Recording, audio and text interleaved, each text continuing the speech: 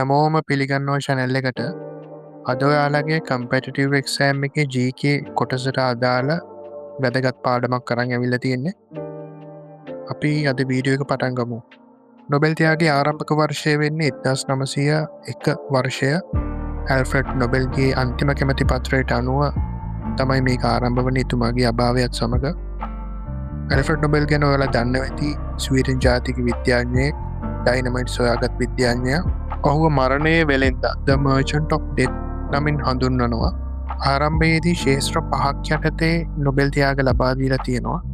එතනදී නොබෙල් සාම ත්‍යාගය පමණක් නෝර්වේ ඕස්ලෝ නුවරදී පවත්වලා තියෙනවා. අනිත් සියලුම ත්‍යාගයන් ස්වීඩන් නගරනුවර වන ස්ටොක්හෝම් වල තමයි පවත්වලා තියෙන්නේ.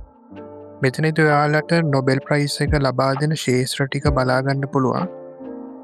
අවසන් වරට ආර්ථික විද්‍යාවට අදාළ නොබෙල් ප්‍රයිස් එක 1969 දී ස්වීඩන් බැංකුව විසින් ලබා දීම ආරම්භ කරලා තියෙනවා.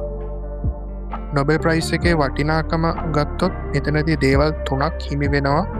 නොබෙල් රන් පදක්කමක්, නොබෙල් සහතිකය සහ මුදලින් ස්වීඩන් ක්‍රෝන මිලියන 11ක්, ශ්‍රී ලංකාවේ මුදලින් ආසන්න වශයෙන් කෝටි 30කට අධික මුදලක් තෑගි මුදලක් වශයෙන් හිමි වෙනවා. මේ ටික තමයි මූලික වශයෙන් නොබෙල් ප්‍රයිස් එක ගැන ඔයාලා මතක තියාගන්න ඕන කරුණු වෙන්නේ. අපි දැන් නොබෙල් ප්‍රයිස් එකට අදාළව ඔයාලගේ එක්සෑම් එකේදී අහන්න පුළුවන් ප්‍රශ්න වලට යමු වෙමු. පළවෙනි ප්‍රශ්නය: අවසන් වරට නිල නොබෙල් ප්‍රදානෝත්සවයක් සාර්ථකව පවත්වනු ලැබුවේ කුමන වර්ෂයේදීද?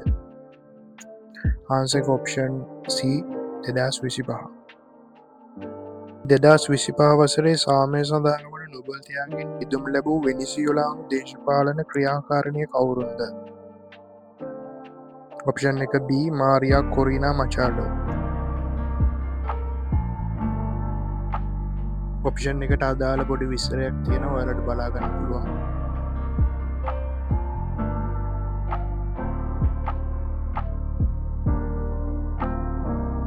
දෙදස් 25 වසර සඳහා වන සාහිත්‍ය පිළිබඳ නොබෙල් ත්‍යාගය දිනාගනු ලැබුවේ කවුරුන්ද? ඔප්ෂන් එක C ලැස්ලෝ ක්‍රස්නහෝකායි.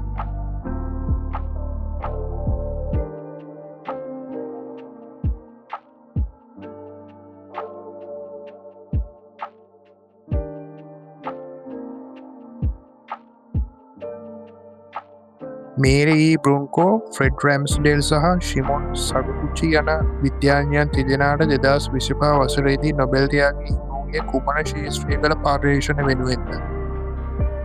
ආන්සර් එක ඔප්ෂන් C වෛද්‍ය විද්‍යාව. 2025 වසර වන විට නොබෙල් ත්‍යාග ඉතිහාසයේ එකම ක්ෂේත්‍රයකින් දෙවතාවක්ම නොබෙල් ත්‍යාගය දිනාගත් එකම විද්‍යාඥයා ලෙස තවදුරටත් වාර්තාගත රැඳී සිටින්නේ කවුරුන්ද? ඔප්ෂන් එක B ජෝන් බාඩින්. භෞතික විද්‍යාවට අදාළව තමයි ඔහු නොබෙල් ප්‍රයිස් එක දිනලා තියෙන්නේ. ට්‍රාන්සිස්ටරේ හොයාගත්ත කෙනා. ඒ වගේම මෙතනදී ගොඩක් අය පටල ගන්නවා ඔප්ෂන් A එක මාරි කියුරි ඇවිල්ලා එකම ක්ෂේත්‍රයකින් නෙමෙයි, එයා ක්ෂේත්‍ර දෙකකින් තමයි නොබෙල් ප්‍රයිස් එක දිනලා තියෙන්නේ. නොබෙල් ත්‍යාග ඉතිහාසයේ විවිධ ක්ෂේත්‍ර දෙකකින් නොබෙල් ත්‍යාග දෙකක් දිනාගත් ලොව එකම කාන්තාව කවුරුන්ද? අපි කලින් ප්‍රශ්නෙදි කතා කරා. මෙතනදී ඔප්ෂන් එක ඔප්ෂන් B මාරි කියුරි. ක්ෂේත්‍ර දෙකත් ඔයාලට ප්‍රශ්නෙත් එක්කම දීලා තියෙනවා. මෙතනදී එකම කාන්තාව පමණක් නෙමෙයි, එකම පුද්ගලයා වන්නෙත් මාරි කියුරි තමයි. එතකොට පටල ගන්න එපා. ජෝන් බාඩින් එකම ක්ෂේත්‍රයකින් දිනාගෙන තියෙනවා, මාරි කියුරි ක්ෂේත්‍ර දෙකකින් දිනාගෙන තියෙනවා. නොබෙල් ත්‍යාග ඉතිහාසයේ පුරා වැඩිම වතාවක් නොබෙල් ත්‍යාගයෙන් පිදුම් ලබා ඇති ලොව එකම සංවිධානය කුමක්ද? ඔප්ෂන් එක B ජාත්‍යන්තර රතුකුරුස සංවිධානය. රතුකුරුස සංවිධානය ගැන කතා කරද්දී එහි ආරම්භය 1863 දී තමයි සිද්ධ වෙලා තියෙන්නේ. පුද්ගලයන් 5 දෙනෙකුගේ සහභාගීත්වයෙන් ස්විට්සර්ලන්තයේ ජිනීවා නුවරදී ආරම්භ වෙලා තියෙනවා. නිර්මාතෘ වෙන්නේ හෙන්රි ඩුනට්. ඔයාලා දන්නවා හෙන්රි ඩුනට් කියලා කියන්නේ 1901 කියන්නේ පළවෙනි නොබෙල් සාම ත්‍යාගයෙන් පිදුම් ලැබූ පුද්ගලයා.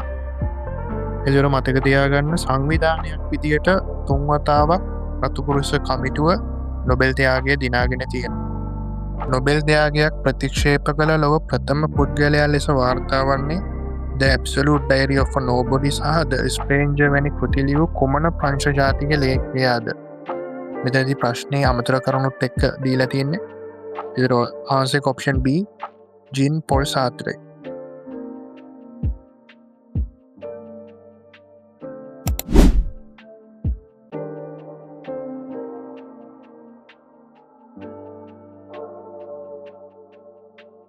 නොබෙල් ත්‍යාග ඉතිහාසයේ වයස්ගතම පුද්ගලයා ලෙස නොබෙල් ත්‍යාගයක් දිනා ගන්නා විට ජෝන් බී ගුටිනෆ් මහතාගේ වයස අවුරුදු කීයක්ද? ආන්සර් ඔප්ෂන් C අවුරුදු 97ක්. ලිතියම් අයන් බැටරි එක සොයා ගැනීම වෙනුවෙන් ඔහුට රසායන විද්‍යාවට අදාළ නොබෙල් ත්‍යාගය හිමිවුණා. ඒ වගේම 2023 වසරේදී ඔහු ජීවිතයෙන් සමවරක් තියෙනවා.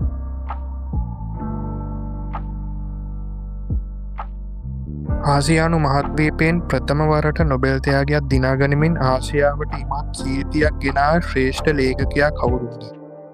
Option 1 A Rabindranath Tagore. 13 වන නොබෙල් උළෙලේදී ගීතාංජලි කෘතියට අදාළව සාහිත්‍ය සඳහා වන නොබෙල් ත්‍යාගය ඔහුට හිමිවුණා. ඒ වගේම අමතර කරුණක් විදිහට මතක තියාගන්න ඉන්දියාවේ ජාතික ගීය සහ බංග්ලාදේශයේ ජාතික ගීය එතුමාගේ නිර්මාණයක්. ඒ වගේම ලංකාවේ ජාතික ගීය නිර්මාණයේදී යම් වක්‍රදායකත්වයක් එතුමා ලබා දීලා තියෙනවා. මම හිතන්නේ ඔයගොල්ලෝ දන්නවා ඇති ආනන්ද සමරකෝන් මහතා ශාන්තිනිකේතනයේ එතුමා යටතේ අධ්‍යාපනය ලැබූ ශිෂ්‍යයෙක්. නොබෙල් ත්‍යාග ඉතිහාසයේ සාහිත්‍ය සඳහා වන නොබෙල් ත්‍යාගය දිනාගත් ප්‍රථම ආසියානු කාන්තාව කවුරුන්ද? Option 1 B Han කාං.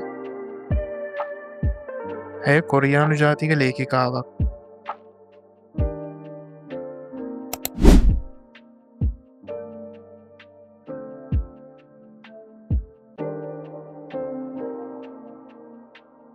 අවසාන ප්‍රශ්නය සාමය සඳහා වන නොබෙල් ත්‍යාගය දිනාගත් ලොව ලාබාලම පුද්ගලයා ලෙස තවදුරටත් වාර්තා පොත් අතර රැඳී සිටින්නේ කවුරුන්ද?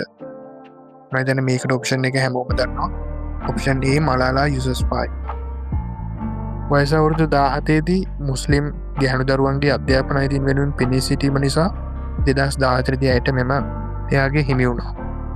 මම හිතනවා අද වීඩියෝ එකෙන් ඔයාලා දෙයක් ලබා ගන්න ඇති කියලා.